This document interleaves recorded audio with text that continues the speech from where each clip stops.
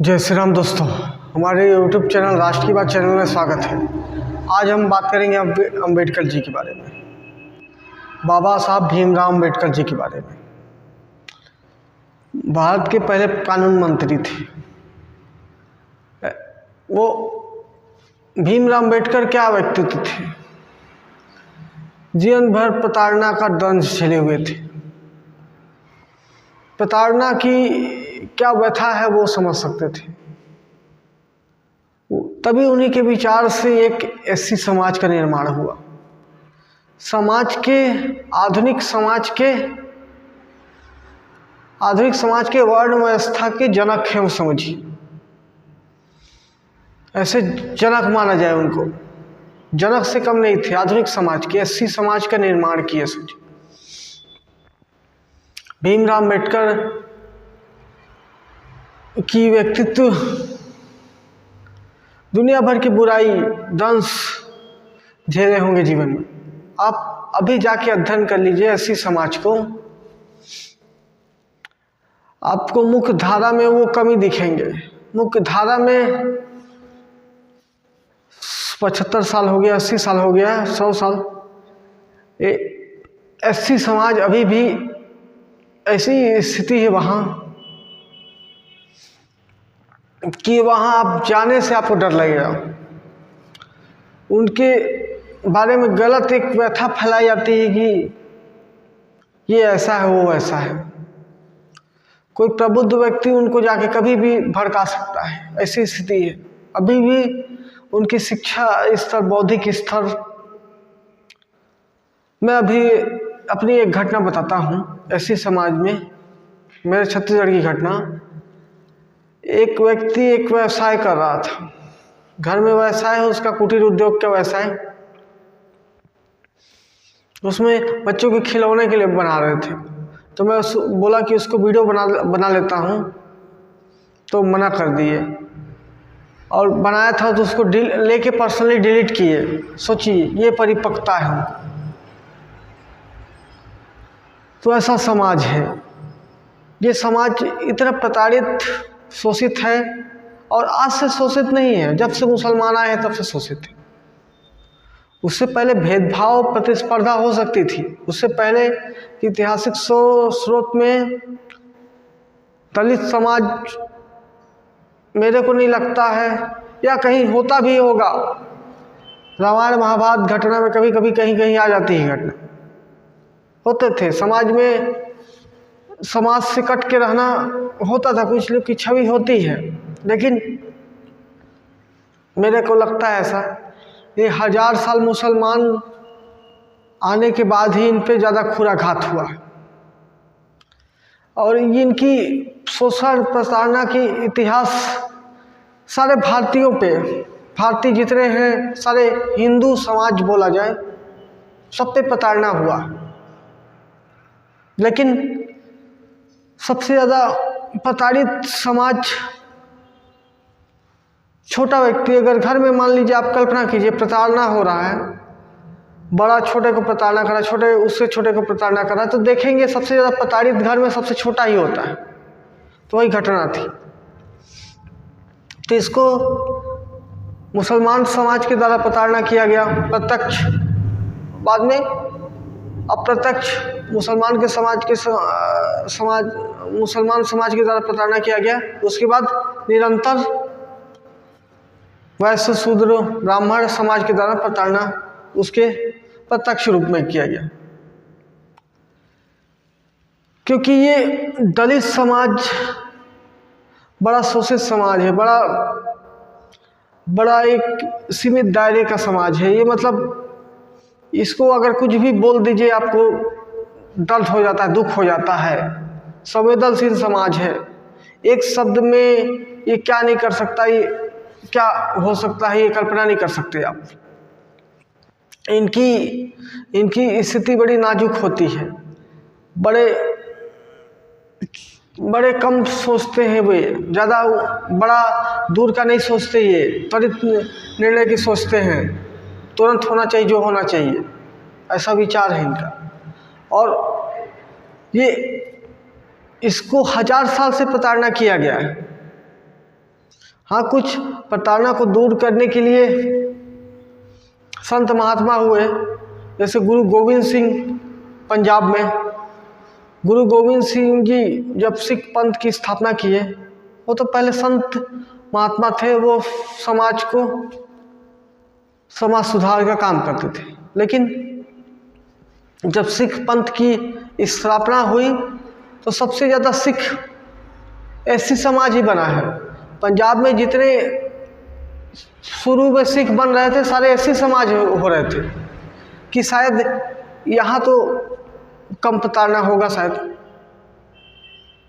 और बहुत सारे समाज सुधारक हुए देश में, ज्योतिबा फुले, गुरु घासीदास, ये सब संत महात्मा हुए जो इनके समाज के उत्थान के लिए काम किए, निरंतर काम किए।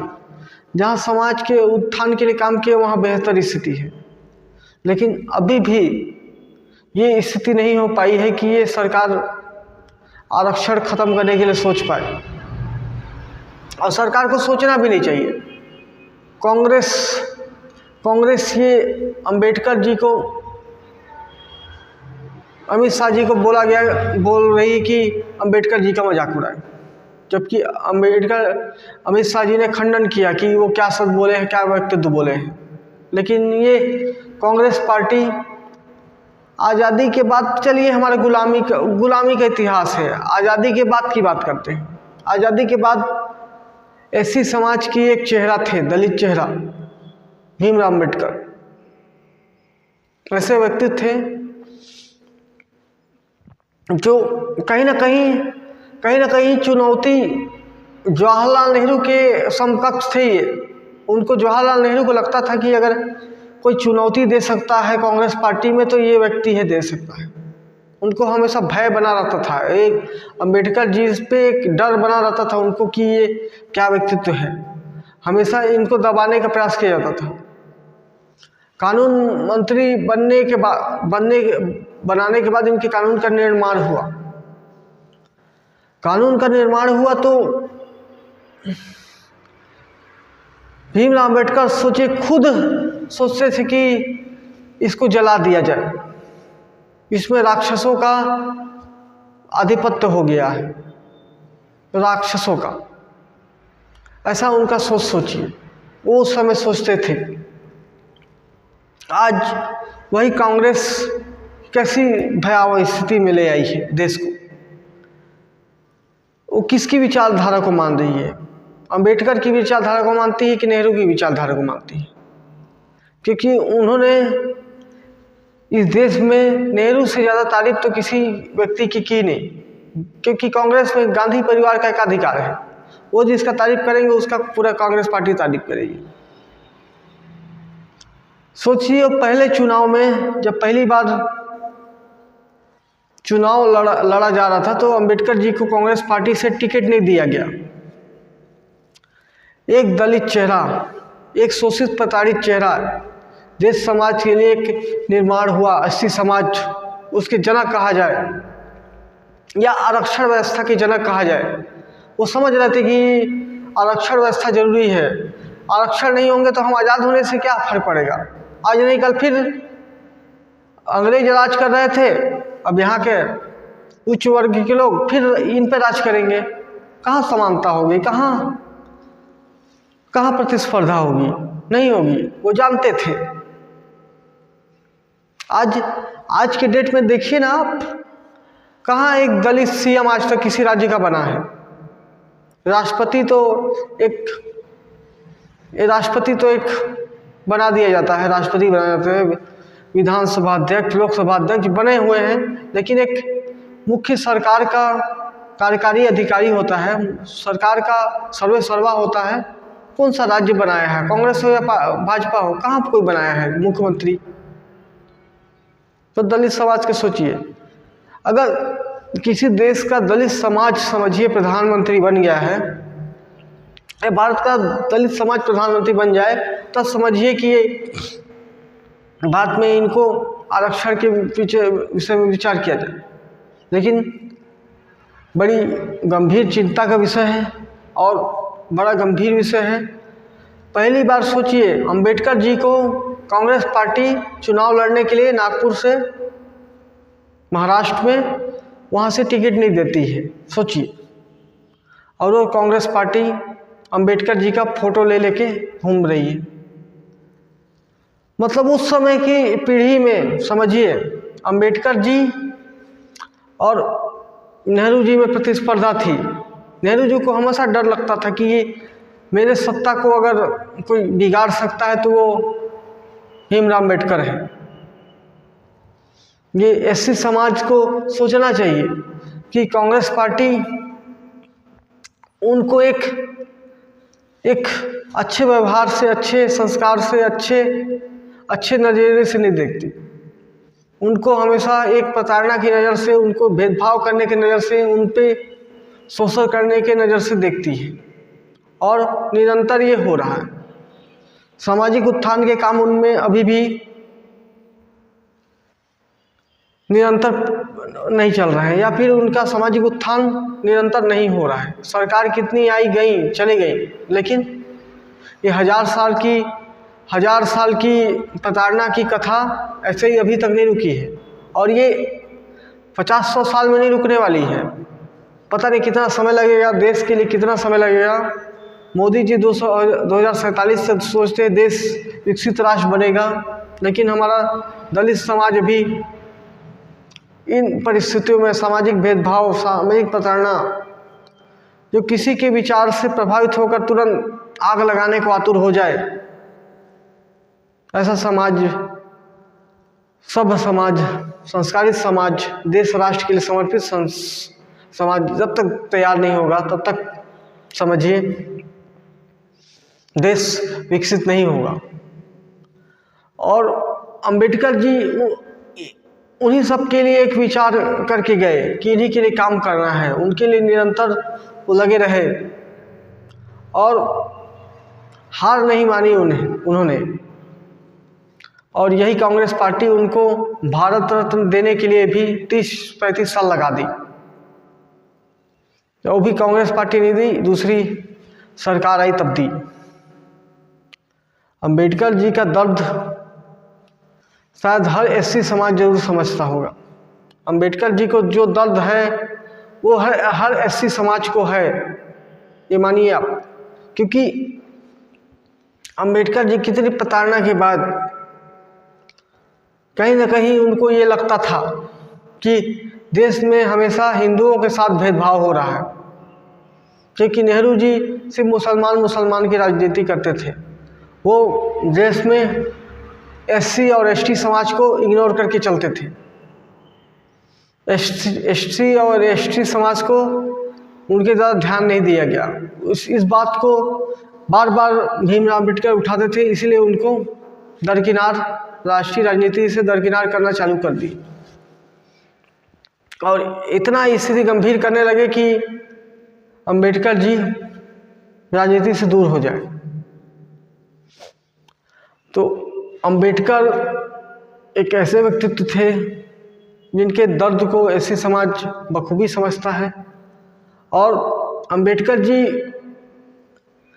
की व्यथा को ऐसी समाज जरूर समझता है। और ऐसे दार्शनिक थे जो समझे कि आरक्षण देने से शायद इनका उत्थान होगा, लेकिन आरक्षण के लाभ कब तक होगा जब सामाजिक उत्थान निरंतर होते रहेंगे, सामाजिक क्रियाकलाप होते रहेंगे, देश राष्ट्र के प्रति समर्पित तैयार होते रहेंगे, तभी होगा।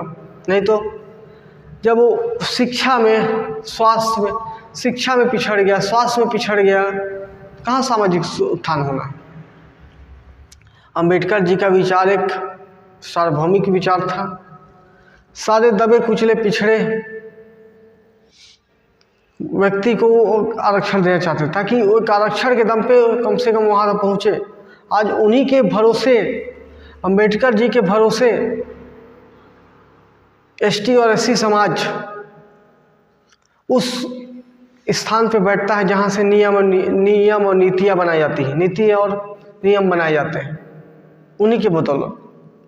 सरकारी नौकरी, सरकारी काम तो छोड़ दीजिए, नीति नियम बनाने के पोजीशन में बैठती है आरक्षण के भरोसे ही। तो ये आरक्षण क्योंकि वो समाज है इतने साल से प्रताड़ित है, 1000 साल से। कोई अगर थोड़ा चिंतन करे, कोई व्यक्ति अगर इस एससी समाज पे चिंतन करेगा तो उसको अनुभव होगा कि आरक्षण की व्यवस्था 50-100 साल में ख़त्म नहीं हो रही। अभी आप ग्राउंड पे जाके देखिए ना, अनुभव कीजिए ना, वहाँ के बच्चे अभी तक पढ़ने में इच्छा नहीं रखते। उनको नशे 80% युवा नशे में लिप्त हैं, जिनकी आगे की दूरदर्शी सोच नहीं है, समाज में उसी में घुल मिल रहे हैं और उनके जीवन में एक सामाजिक बदलाव न के बराबर है। मुख्य धारा की योजनाएं उनको ले दे के मिल रही हैं, लेकिन अभी भी सामाजिक उत्थान न के बराबर है।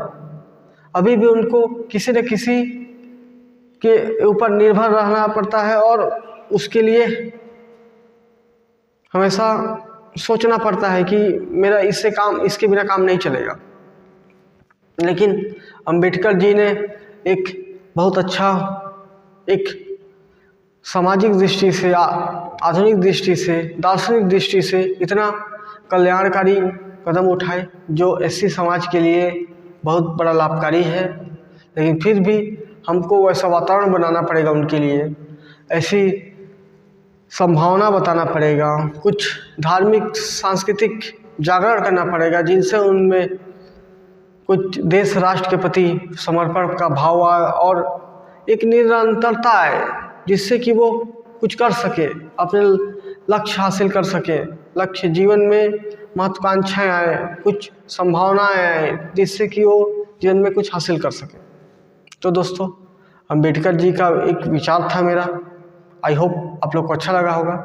अच्छा लगा हो तो वीडियो को लाइक करें, चैनल पर नए तो सब्सक्राइब करें, दोस्तों को शेयर भी करें। धन्यवाद दोस्तों।